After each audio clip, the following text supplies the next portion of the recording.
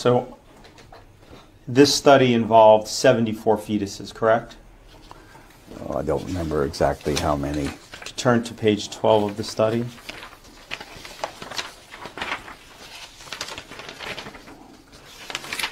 Yeah, 76.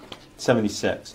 Mm-hmm. And these fetuses were all 3 months or older when aborted, correct? Yes. Okay. And these were all normally developed fetuses, correct? Yes. Okay. These included fetuses that were aborted for social and psychiatric reasons, correct? Correct. Okay. What organs did you harvest from these fetuses?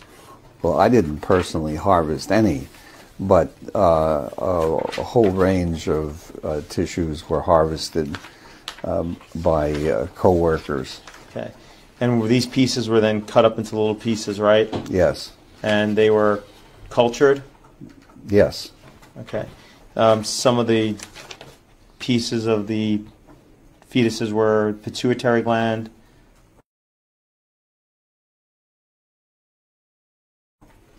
That were chopped up into pieces to. Mm-hmm. Okay. Included the lung of the fetuses. Yes.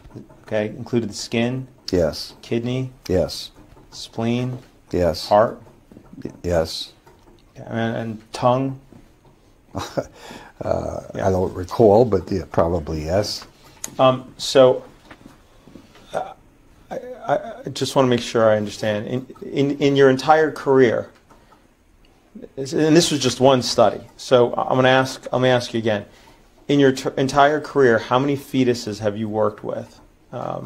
Well, I don't remember the exact number, but quite a few when we were studying them originally, before we decided to use them to make vaccines. Do you have any sense? I mean, this one study had 76. How many other studies did you have that you used aborted fetuses for? Oh, I don't remember how many.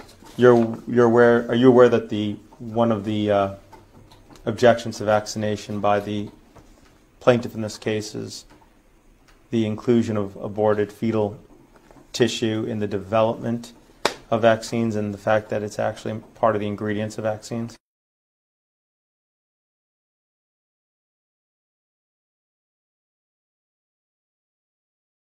Yeah, I'm aware of those objections. The Catholic Church has actually issued a document on that which says that individuals who need the vaccine should receive the vaccines regardless of the fact, and that I think it implies that I am the individual who will go to hell because of the use of aborted tissues, which I am glad to do.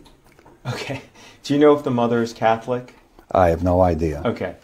But she should consult her priest. If she has if she's in fact Christian, I guess, right?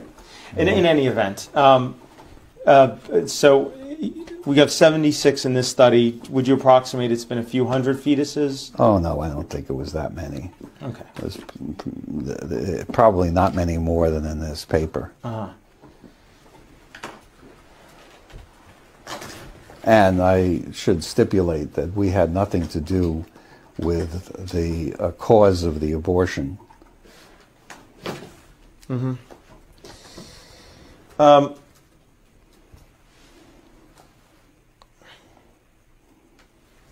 Some of these were for psychiatric institutions, correct?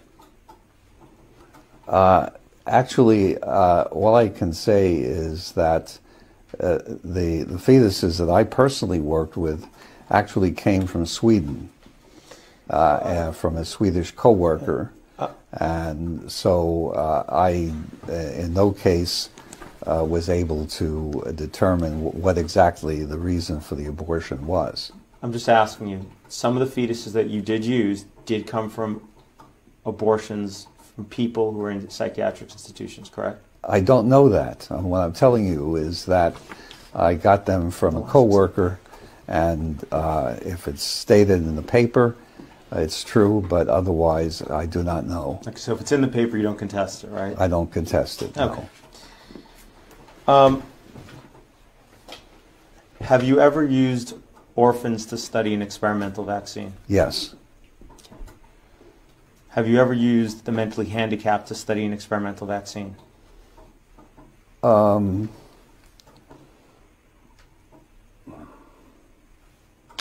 I don't recollect ever doing studies in mentally handicapped individuals. At the time, in the 1960s, it was not an uncommon practice. So,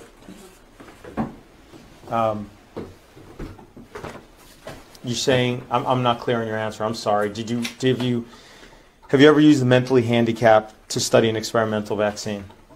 What I'm saying is I don't recall specifically having done that, but that in the 1960s it was not unusual to do that, and I wouldn't deny that I may have done so. Okay.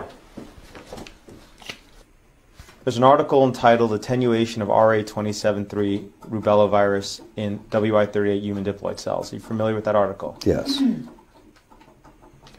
that article, one of the things it says is 13 seronegative, mentally retarded children were given RA27.3 vaccine. Okay, well, then that's, in that case, that's what I did. Okay.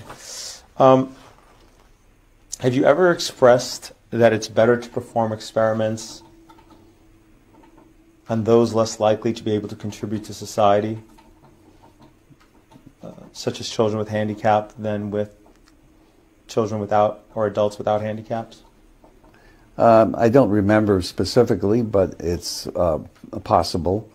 And again, I repeat that in the 1960s, that was more or less common practice.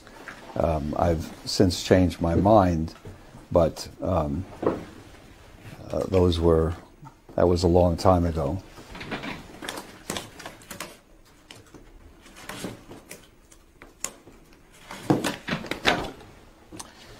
Do you remember ever writing to the editor of Ethics on Human Experimentation? I don't remember specifically, but I may well have. Okay. I'll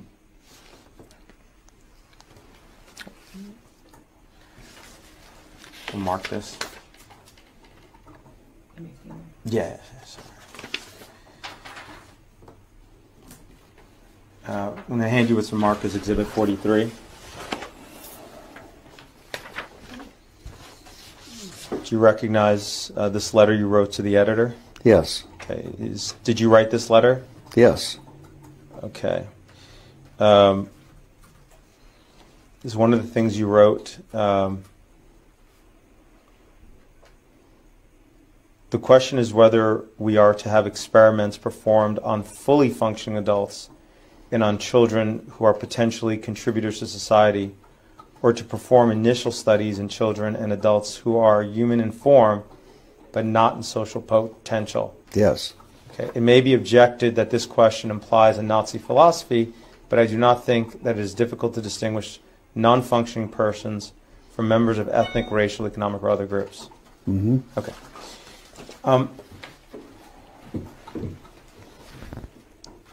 Have you ever used babies of mothers in prison to study an experimental vaccine? Yes. Have you ever used individuals under colonial rule to study an experimental vaccine? Yes. Okay. Did you do so in the Belgian Congo? Yes. Did that experiment involve almost 1 million people? Well, all right. Yes. Mm-hmm. Okay.